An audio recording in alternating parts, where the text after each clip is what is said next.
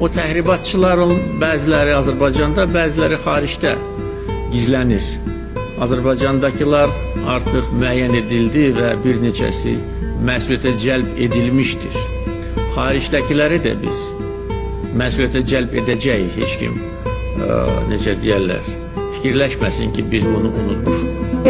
Mənə qarşı təxribat törətdirirlər xaricdə oturanlar.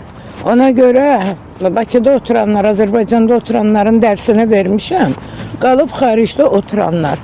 Qaqa, təxribat sözünün mənasını özün vəbsə bilirsən. Nə təxribatdan söz gedə bilərik? Sənin komandın altında işləyən maşinliklər bu insanların həyatını zəhərə döndərib. Sən onlar haqqında sənə siqnal verənlərə təxribatçı deyirsən. Sən görmürsən ki, bu insanlar nə əziyyət çəkir, sən vecivə döyür, düzdür? Amma ki, biz insanların da gec-tez səbri partlayacaq. Bax, o təxribatı sən özün özünə törədirsən. Həmin təxribat sənə aiddir, millətə aid deyir. Çünki belə çıxır ki, təxribatçı sənsən. Sən özün öz hakimiyyətini laxladırsan. Bəsturunda, yekə insanlarsınız. Sizi o vəzifəyə qoymayıblar ki, gəlib cəmaatın qanını içəsiniz. Sən o vəziyyətə monarxiya yolu ilə gəlməmsən.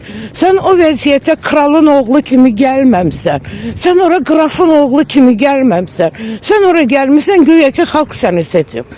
Amma ki, sən iminlə təxribat törədib, hakimiyyətin başına keçmirsən. Yaxşı, biz milləti də elə bir günə qoydun ki, ağzını açan qorxdu. Ağzını açan sənə söz deyə bilmədi. Ağzını açan uçdu. Bunların hamısını sən bu günə qoydun da, nə təxribatdan söhbət gedə bilər?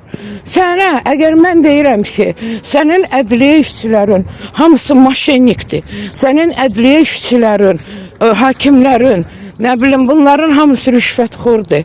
Mən sənə deyirəm ki, ədliyyədə savadlı hakimin 5-6 nəfər qalıb ya qalmayıb. Mən bunu sənə deyəndə təxribatçı oluram. Mən sənə deyirəm ki, məsələn, şəxsən mən özüm sənin özünə də neçə dəfə müraciət eləmişəm, hovuza düşüb. Məktuba cavab belə vermirsiniz. Bu təxribatdır. Bu deməkdir ki, ay insanlar, biz sizi saymırıq. Biz sizi adam yerinə qoymuruq. Amma bu demək belə çıxır ki, sən bizi saymırsansa, geci, tezi, sən buna görə cavab verməlisən də. Nə qədər olar ki, bir insanı nə qədər alçatmaq olar, bir xalqa nə qədər zülm eləmək olar, bunu sən görmürsən. Cəmaatın balalarını, itin zülmünü verəsən, təki sənə söz deyən olmasın. Xeyr ola, biz hamımız insanıq, biz hamımız Adəmin, Həvvanın evladları yox. Amma ki, iş ondadır ki, sənin bəxtin gətirib ki, sənin elə bir atın olub. Amma sən atı da hörmətdən salırsan axı. Sən bu cür hərəkətlə, sən elə bilirsən, sən çıxandan sonra sənin atının heykəlləri qalacaq, sənin atı ulu öndər deyiləcək. Yox, bu təxribat deyir ki, bu sənə siqnaldır. Sənə verilən siqnalların heç birini sən eşitmirsən. 2006-cı ildən sən balalarımızın uşaq pullarını kəsdin. Dedin ki, cəhənnəmə ki, Azərbaycanda artım olmasın. Yalandan 2000-ci ildə haradasa Azərbaycan əhalisi 7 milyon göstərirdi. Sən bunu 10 milyon indi göstərirsən. Xeyr ola. Hardan gəldi əgər uşaq doğumu yoxdursa? Ölənlərimizin də sayı hesabı yoxdur. Pensiya yaşını bir uzdan qaldırırsan ki, tez ölün. Yaşamıyorsun. Demək belə çıxır ki, sən ölülərin pasportundan istifadə edirsən də. Mən düzünü deyirəmsə, mən təxribatçıyam.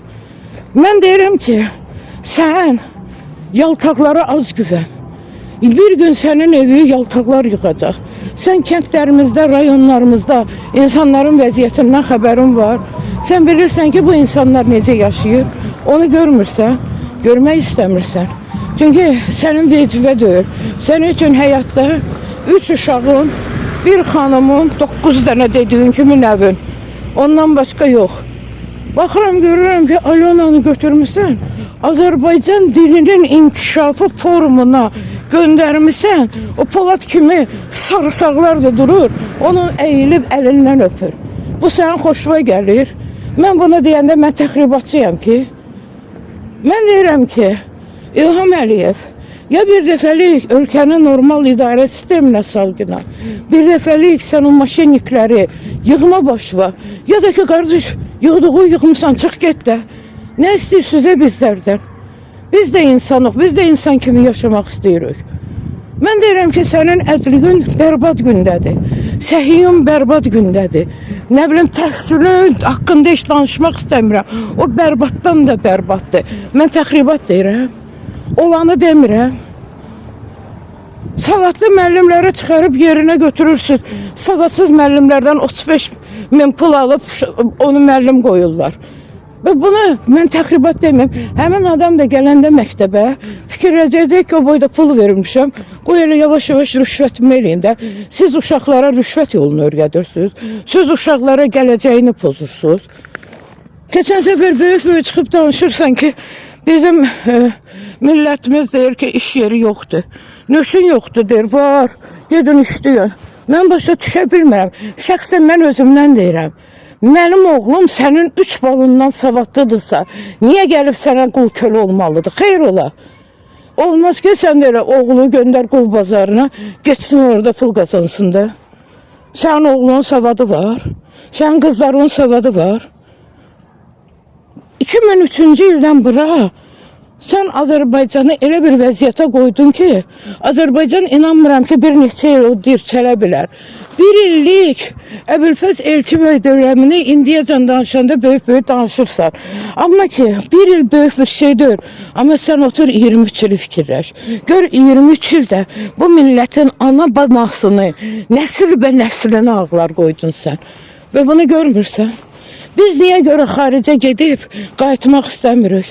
Niyə müharibə olan ölkədə yaşamağı, sənin o gözəl vətənin dediyin yerdə yaşamaq istəmirik? Niyə? Çünki biz bezmişik. Biz yalandan, göpdan, hap göpdan bezmişik. Sən bizim millətimizi bədbəxt eləmişsən. Ona görə oturub orada danışma yenən ki, təxribat. Təxribatı törədən sənin yanındakilardır. Təxribatı törədən sənin yaltaqlarındır. Təxribatı törədən sənsən. Çünki sən dostun, tanışın, milyonerin, nə bilim, yanındakiların, balalarının hərəsini bir vəzifəyə qoymusan. Adicən indi 9 nəvim var. 9 nəvin bu dəqiqə 50 dənə axranı var. Deyirsən ki, iş yeri oldu. Hə? 450 nəfəri də buradan. Sən bir ucadan bir ucdan bunlar üçün pul silirsən. Xeyr ola. Niyə sənin balaların o pulları yeməlidir, mənim balalarım yox? Xeyr ola. Oturub onun barədə fikirləşmirsən. Deyir, təxribat törədirlər. Heç kim təxribat törətmir.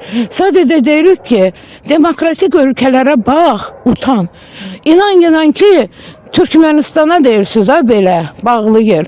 Türkmenistan əhalisi sənin əhalindən yaxşı yaşayır. Çünki niyə? Heç olmasa onun benzini ucuzdur. Heç olmasa ev kirası ucuzdur. Heç olmasa bunların qaz pulu, su pulu ucuzdur. Ona görə onlar sənin dövlətindən güc kimi yaşayır. Sən bir dənə kasıb uşaqlara kömək eləmirsən. Bir nəfərin şikayətinə baxmırsan. Bir ucdan yazan yazır. Deyirsən yazırlar cəhənnəmə yazsınlar, qara yola yazsınlar. Sənin dediyin budur da. Bundan başqa ayrı söz var ki. Sənin həyatında bilsən nədir? Yalnız o 3 uşağın 9 nəvin. Çox qutardı getdi. Başqası yoxdur. 9 nəvəni də pərsəng eləmişsən bizə, əl çəkə bilmirik. Yekə insansınız, oturub danışanda danışığın tərin bilginər. Yox, şey eləyirlər, nə biləm, təxribat törədirlər. Təxribatı sənkilər törədir. İllərlə yazgınan xeyri yoxdur. Heç bir məktubva cavab gəlməyəcək. Heç bir şikayətvə baxılmayacaq. Təhsilimizi görmüsən sən nə gündədir? Bərbad gündədir, səhiyyəmiz bərbad gündədir. Kəndçilərimiz hamısı acından ölür. Quru sərhədləri bağlamaqla sən kəndçinin evini yıxdın. Quru sərhədi bağlayanda mən başa düşə bilmirəm. Putin gələndə at üstündə gələcək. Ya koronavirus gələndə at üstündə gəlir. Nə oldu ki? Sən Qazaxın, Erməninin itin qurdun, maşınlarını sərhəddən buraxırsan, amma bizim milletinkini buraxmırsan. Xeyr ola. Ona görə biraz deyir ki, Allahla danışqınla insan da bilsin ki, Allahın var az da olsa.